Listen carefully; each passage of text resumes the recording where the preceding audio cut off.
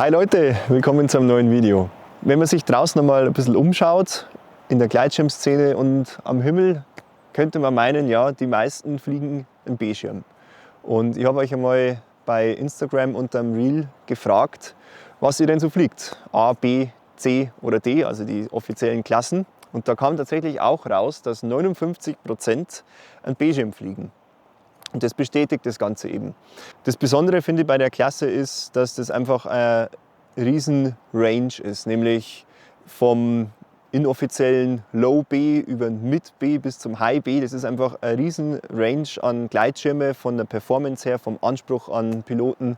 Das möchte ich mal in diesem Video ein bisschen beleuchten. Und außerdem habe ich mir einen Schirm rausgesucht, der genau in der Mitte von dieser Klasse liegt, nämlich ein reiner, ein echter Mid B ist von Niviuk, der Hiko in der Leichtversion, also der Hiko P. Ja, vor kurzem war ich mit dem Hiko eben unterwegs in Meduno und habe da ein bisschen Airtime sammeln können und habe mir da ein ganz gutes Bild davon machen können. Ich zeige euch jetzt in diesem Video, wie das so war. Ich wünsche euch viel Spaß.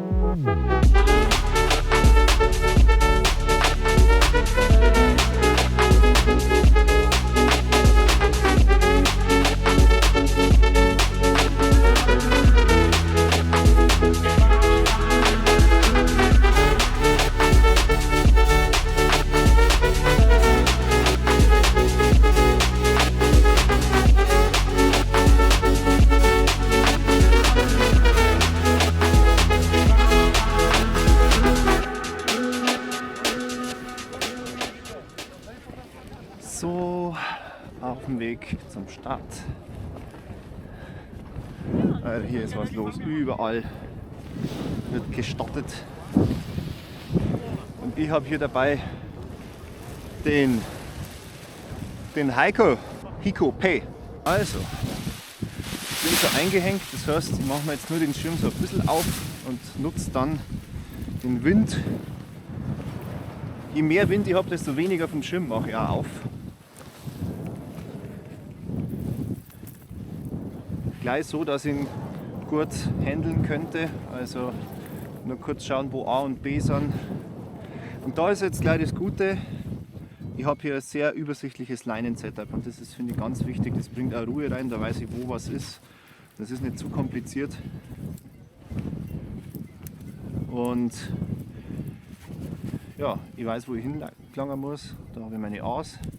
Die sind hier mit Magnete verbunden, da fallen sie nicht auseinander.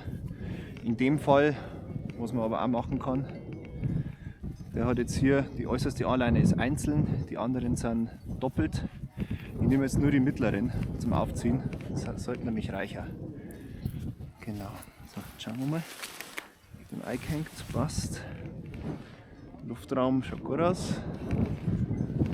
So, füllen wir die Tüte mal. Ja. Passt. So, jetzt schauen wir mal. Der Hiko P.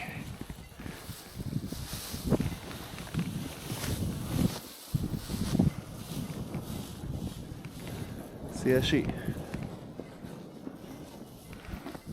Passt. Okay. Juhu.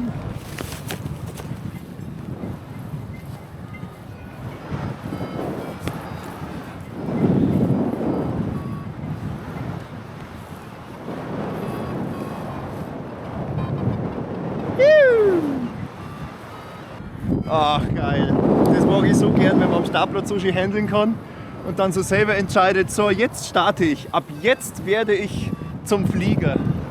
Juhu! Okay,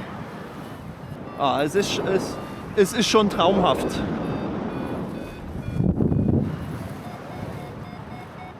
Also, es geht jetzt in dem Video allgemein um die ganzen B-Schirme, weil die B-Schirme, erstens sind es die, die am weitesten verbreitet sind und ich finde, die Range ist auch am größten. Du kriegst bei den B-Schirmen alles, von quasi schulungstaugliche Schirme bis hin zu krasse Streckenschirme. Und der Schirm ist in der Mid-B-Klasse, Mid-B, das heißt so mittendrin. Und da ich da wirklich viel Erfahrung habe, traue ich mir das zu, dass ich da jetzt mal ein bisschen ein Review drüber mache. Und deshalb ja, kann ich da meine Eindrücke mal ein bisschen schildern. Ich bin lang mit B geflogen. Der Arak ist auch genau die Klasse. Jetzt hat ja mit dem Ikuma, mit dem ich jetzt meistens fliege, Strecken fliege und so. Dann ein Hook, den bin ich auch lang geflogen als ja, Zweitschirm, Genussschirm, der Low B ist, beziehungsweise High A Low B. Das schenkt sich wiederum in dem Fall auch nichts. Genau. Ja, von der Streckung her, also dieser Schirm, es fühlt sich bisher wirklich so an, als wäre er genau in der Mitte. Von der Dämpfung, von der Streckung, von der Dynamik. Ich habe jetzt schon einen kurzen Abgleiter damit gemacht. Und ja, das war sehr okay. Hammer.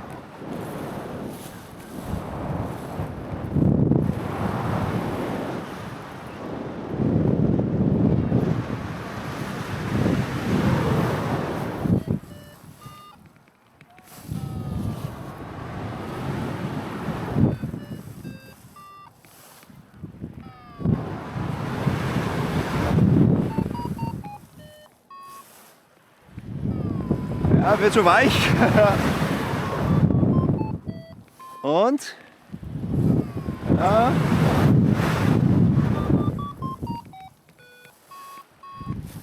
Also, ja, bis der klappt, Alter, das dauert ewig. Also er dämpft sich gut weg, das ist ja das, was man von einem B erwartet.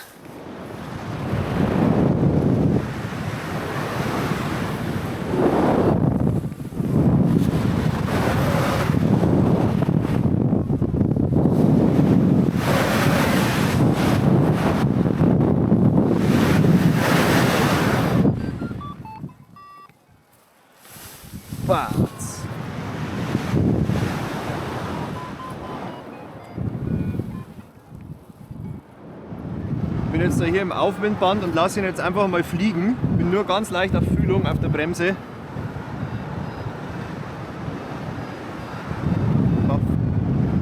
Viel übers Gewicht.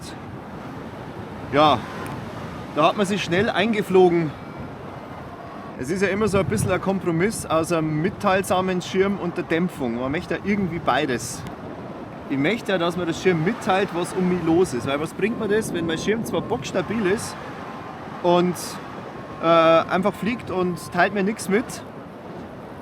Und ich kriege aber gar nicht mit, wenn ich vielleicht in der wirklich krass beschissenen Luft bin oder ja, wenn vielleicht gleich sich die Luftmasse wechselt und es sehr turbulent wird. Also ich finde, als Schirm sollte einem schon das ein bisschen mitteilen. Also ich mag das zumindest gern. Das ist aber definitiv Geschmackssache. Aber ich habe tendenziell lieber einen Schirm, der mir ein bisschen mehr mitteilt, wo ich reagieren kann.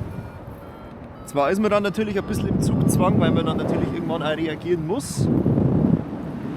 Aber wir reden jetzt hier noch von einem Bereich in der B-Klasse, wo ein Schirm so viel Restsicherheit hat, dass du selbst wenn du komplett pennst, nur sehr viele Reserven hast und der Schirm ganz viel noch selber ausbessern wird.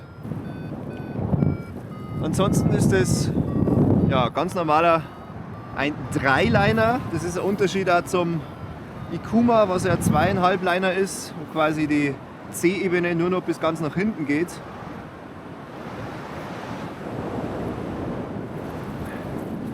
Was ich aber hier trotzdem habe ist, und probieren wir es gleich mal aus, wenn ich ins Gas gehe, es geht super leicht, dann habe ich zwischen der B und der C da diese Umlenkung drin. Und das geht richtig gut. Also die Aufhängung ist genau die gleiche eigentlich wie beim Ikuma, nur wie gesagt, dass die C bis nach außen auch geht.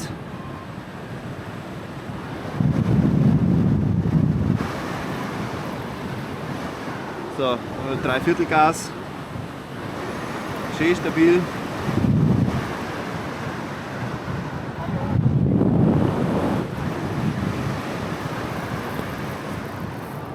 Funktioniert wunderbar. Aber gerade ist es ja wirklich wunderbar. Ich mag das, wenn man halt auch vom Material, wenn du das Gefühl hast, ich kann jetzt auch mal loslassen und nichts machen.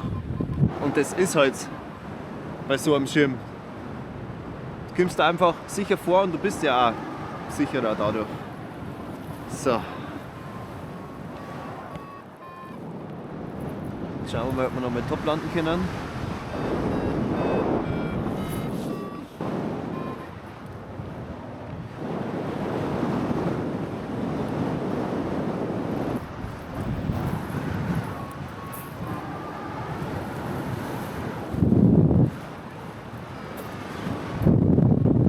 Safe Ohren ist natürlich auch gut.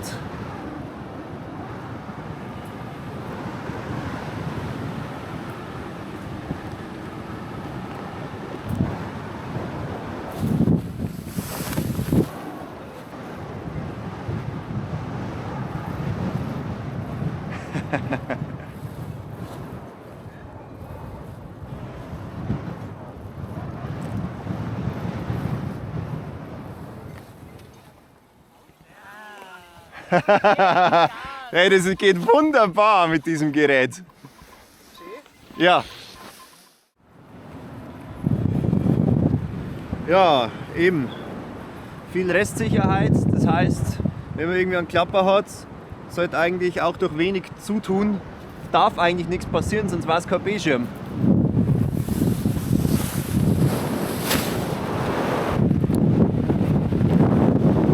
Ja, nicht mal 90 Grad. Ich habe jetzt zwar nicht gehalten, aber ja, für so 50% Klapper. Oh, ja, ins Vollgas.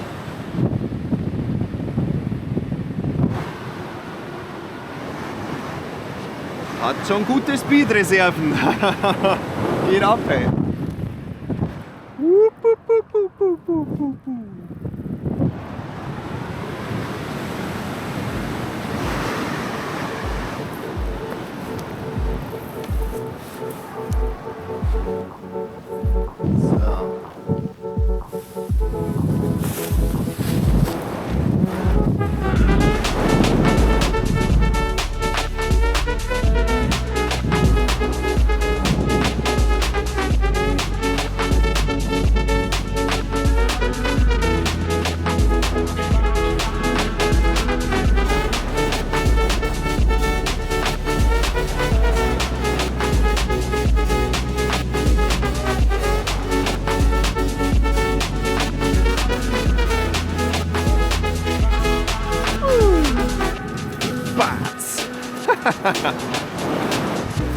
Woo!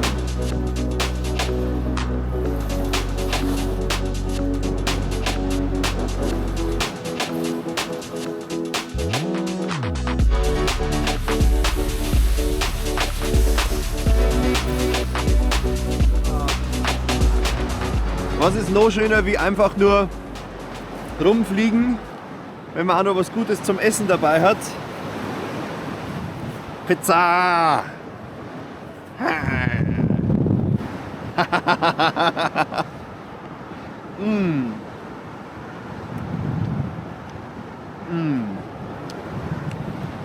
Pizza vom Vortag, aufgewärmt von der Thermik.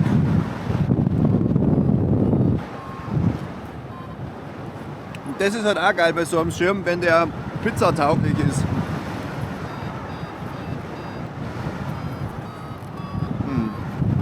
Und muss der Schirm einfach können. Du darfst nicht überfordert sein. Du solltest beim Fliegen vom Schirm nur so viel gefordert sein, dass du nebenbei noch eine Pizza essen kannst. Dann passt für dich. Und das kann ich hier. Ich kann sogar Pizza essen und nebenbei noch Thermik fliegen. So viel Sicherheit vermittelt mir der. Was auch geil ist, wenn die modernen Gurtzeuge haben ja häufig so einen Latz. Und da passt halt einfach eine super Pizza rein. Also dieses Pizzafach, das wird sich durchsetzen. Da bin ich mir ziemlich sicher. Ich weiß nicht, für was das sonst ist.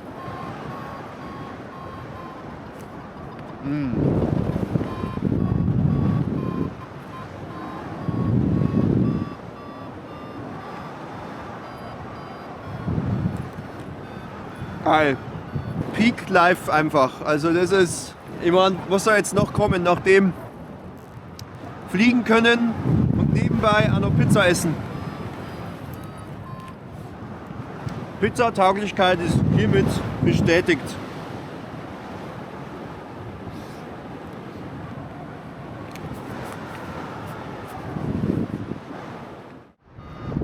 Thermikverhalten, das gefällt mir richtig gut. Das lässt sich so super nachzentrieren.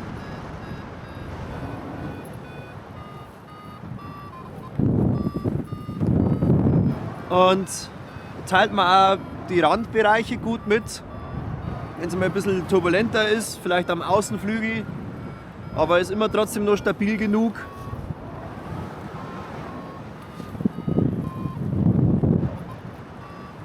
Also es ist super angenehm einfach. Das ist der Hammer. Das ist wirklich geil. Also ich habe null das Gefühl, dass mich jetzt gleich irgendwie raushauen würde. Also der Schirm weiß selber gefühlt so, wo ich hin will.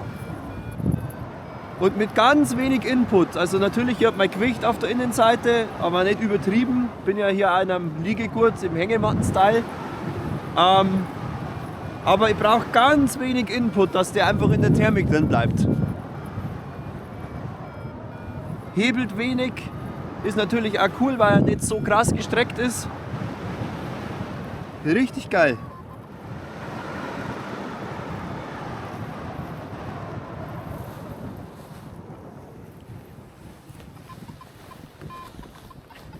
Grazie.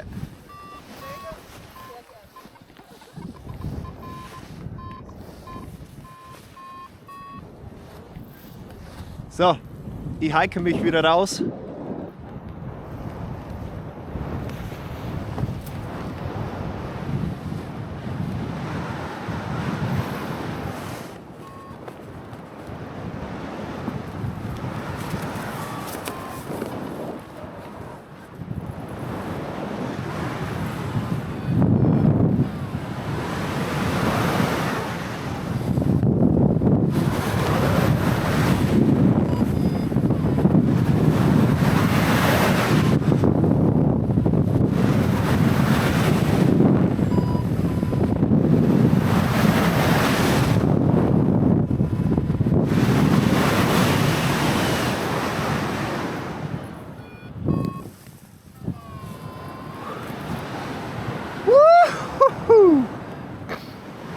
So, genieße jetzt hier noch das Rausgleiten.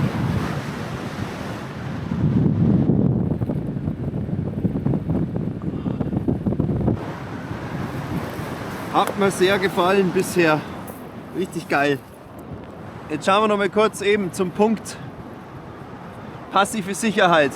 So ein Schirm wird natürlich nicht ganz so giftig reagieren. Das ist schön, weil man fühlt sich sehr sicher und es ist auch noch ja, relativ sicherer Schirm einfach mit B. Und Frontklapper. Bumm!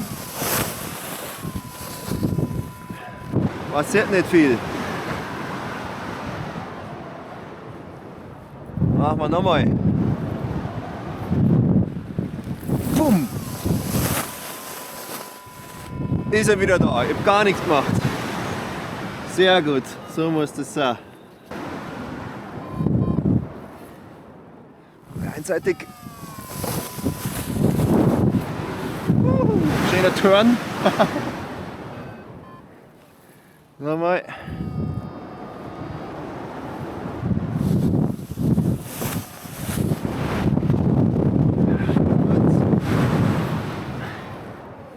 Alles so, wie man es erwartet. Aber wenn man auf Minimalfahrt geht,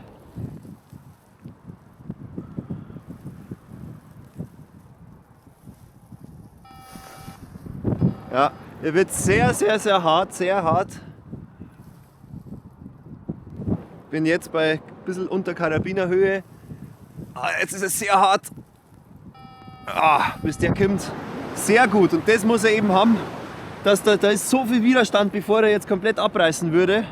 Und das zu verpassen oder zu überziehen, das muss ich wirklich mit Absicht machen. Ja. Ja, ein deutlicher, ganz, ganz, ganz deutlicher Punkt, wo dann der Abriss käme, was ich jetzt natürlich nicht mache. Mit so wenig Höhe, sowieso nicht. Hammer. Haben wir noch mal einen Klapper. 50%. Dusch. Ich mach gar nichts. Ja, es waren nicht einmal 90 Grad. Ist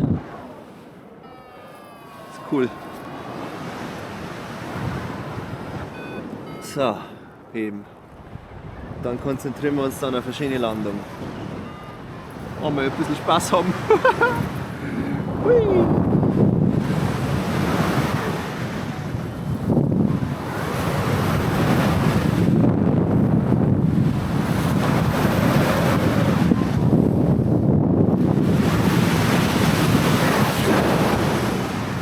So. Merci Hiko P. Da Heiko. Für mich bleibt es einfach da Heiko.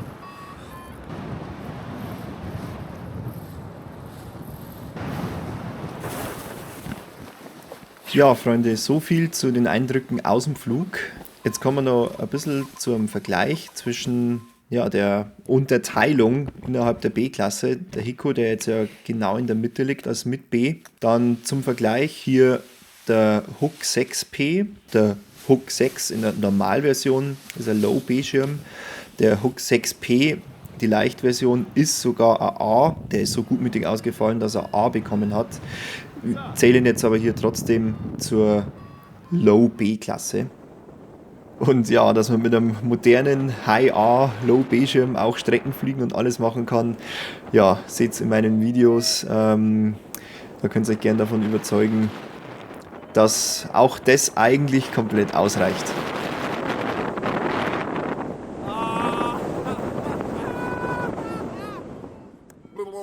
Und so, das ist hier der Tragegurt vom Hook. Und ja, wie man sieht, eben ganz normaler Dreiliner A, B, C. Und das sind eben die C und die B nicht mit einem Durchläufer verbunden. Das heißt, wenn ich im Gas bin, kann ich immer nur über die C regeln, aber die B geht halt nicht mit. Das ist halt bei den meisten Low-B-Schirme so. Das war eine ganz lange Zeit einfach bei allen Schirmen so. Sehr bewährtes Prinzip. Zum Vergleich hier nochmal der Tragegurt vom Hiko P. Eben auch die kompletten 3 Leinenebenen mit dem Unterschied, dass aber die C- und die B-Ebene über so einen Flaschenzug verbunden sind, wie man es auch schon im Flug gesehen hat. Wenn man eben hier ins Gas geht und die A-Leine die A-Ebene runtergezogen hat und steuert dann hier, wenn man die Hand so drin hat, über die C, wird die B quasi mit betätigt. Und das sorgt dafür, dass das Profil vom Schirm ohne Knicks verformt wird und man hat mehr so dieses Zweiliner-Feeling.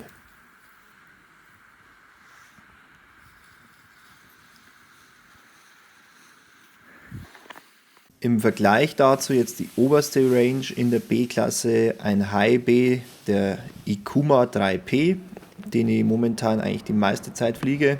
Der hat auch ein paar Besonderheiten, die ich euch hier kurz erkläre.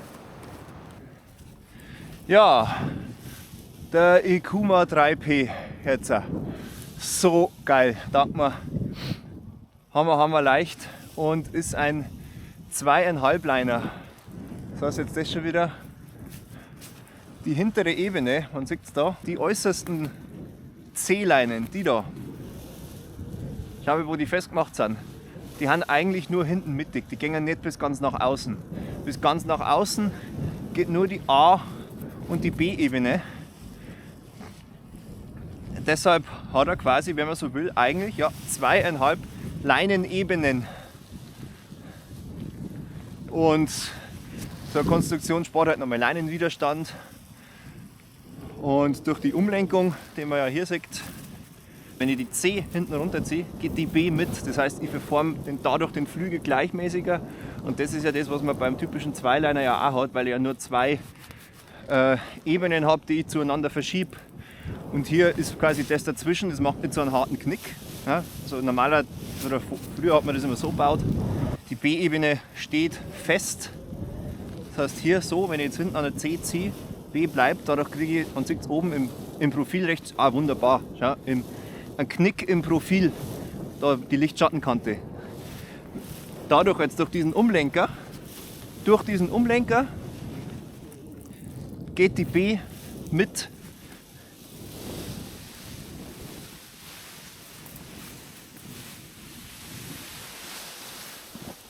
Noch dazu, Durch den Umlenker geht die B mit noch dazu, weil ich ja hier so eine Halteposition drin habe.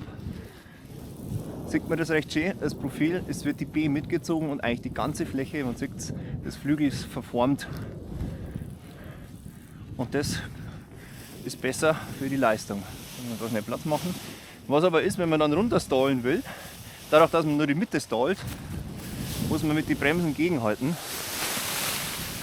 Genau.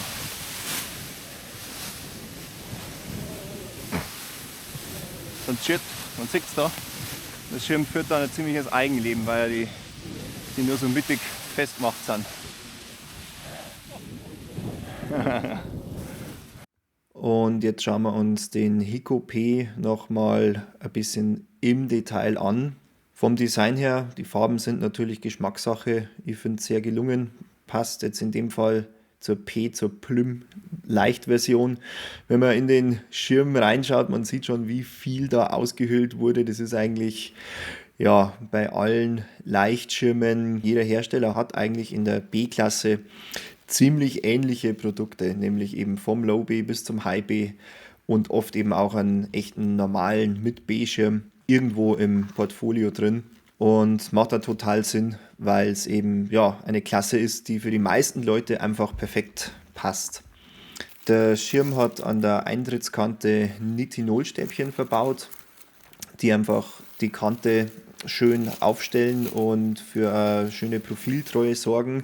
Ja, das Hightech-Material ist sehr widerstandsfähig und erinnert sich an seine Ursprungsform, in die es gebracht wurde. Man kann da sehr kleine Radien hier anwenden, ohne dass irgendwas kaputt geht. Es springt wieder zurück und ja, ist hier zumindest normalen Kunststoffstäbchen überlegen, was die Knickfreundlichkeit angeht, sage ich mal, was natürlich auch das Packen ziemlich erleichtert. Und so sieht man eben auch allein, wenn der Schirm da liegt, wie dann die Kante, das Profil schon schön hergestellt ist. Ja, dass das ein Leichtschirm ist, merkt man natürlich auch beim Anfassen am Tuch, das sehr, sehr dünn ist. Hier P-Series ist eben von Niviuk die Leichtschirmserie. Der Hiko P in 24, so wie er jetzt hier liegt, wiegt 3,32 Kilo. Und zum Vergleich, der Standard Hiko wiegt in der gleichen Größe 4,59 Kilo. Also mehr als 1 Kilo leichter, was man sich hier eingespart hat durch konsequenten Leichtbau. Das ist was man natürlich auch beachten muss, wenn man sich allgemein einen Schirm zulegt. Ja, der Leichtbau bringt nicht nur Vorteile mit sich, dass er eben schön, ja, einfach nur leicht ist, sondern natürlich ist irgendwo das Material anfälliger. Das muss man sich schon bewusst sein. Hier an der Ecke hat er noch eine Auslassöffnung, wo, wenn man irgendwie Gras oder Sand oder irgendwas eingefangen hat, das da wieder rausrieseln kann. Ja, der Schirm hat außerdem an den Tragegurten Softlinks verbaut, also eben hier keine kleinen Stahlkarabiner in den Leinenschlössern drin, sondern Textilschlaufen, um einfach nochmal Gewicht zu sparen. Ich bin jetzt hier den Hiko P geflogen in der Größe 24. Da ist die Obergrenze vom Gewicht bei 95 Kilo, also der geht von 75 bis 95 Kilo und ich war bei ca. 90 Kilo, also habe den Schirm am oberen Ende belastet und das mache ich eigentlich ausnahmslos fast bei jedem Schirm so, den ich normalerweise fliege. Ich finde, da sind die Schirme immer einfach ein bisschen satter in der Luft, ein bisschen flotter und ein bisschen dynamischer, ich mag das einfach gern. Ja, und falls es jetzt noch nicht rübergekommen sein sollte, ich bin echt begeistert von dem Schirm. Das leichte Handling, die Starts sind absolut kein Problem. Er macht genau das, was er soll. Man fühlt sich super sicher. Man kann auch richtig Spaß haben. Der geht ums Eck wie eine Drecksau, echt, kann man sagen. Vielleicht sieht man es hier. Also, es macht richtig Bock und ja, du kannst mit dem Schirm alles machen. Es ist ein richtiger Allrounder. Er überfordert dich nicht gleich. Es ist super wahrscheinlich zum Aufsteigen, wenn du jetzt von einem A-Schirm, von einem Performance A-Schirm kommst oder von einem Low B und dann nicht gleich in einer noch gestreckteren High B 2,5 Liner Klasse oder sowas gehen willst, ist wahrscheinlich der Schirm ja, die perfekte Wahl. Ja Leute, wenn ihr bis jetzt dran geblieben seid, dann sage ich danke fürs Einschalten. Ich hoffe, das Video war informativ. Ja, wenn es euch gefallen hat, dann lasst gerne einen Daumen hoch da. Und falls ihr meinen Kanal noch nicht abonniert habt, darf ihr natürlich gerne auch ein Abo dalassen, da freue ich mich sehr. Wenn man ein kleines Trinkgeld dalassen möchte, kann man natürlich auch einen Super Thanks geben und meine Arbeit ein bisschen unterstützen. Danke dafür. Ja, wenn ihr Fragen zu den Produkten habt, schreibt es gerne in die Kommentare. Alle Infos und weitere Informationen findet ihr auch unten in der Infobox. Ja, danke fürs Einschalten. Wir sehen uns in der Luft und wünsche euch viel Spaß. Abschließend noch zu dem Thema, ich finde es einfach geil, dass die B-Klasse da solche sicheren Schirme gibt, mit denen man alles machen kann. Es ist der Hammer, dass wir in der Zeit leben, wo Schirme wirklich alles erfüllen, aber so sicher immer noch sind, so umgänglich, so in den Rucksack reinpassen, so klein sind. Das ist der Traum vom Fliegen, der jetzt da ist, speziell in der Klasse, mehr vertreten wie in alle anderen, finde ich. Ich wünsche uns ganz viel Spaß damit und ja, wir sehen uns in der Luft. Ciao.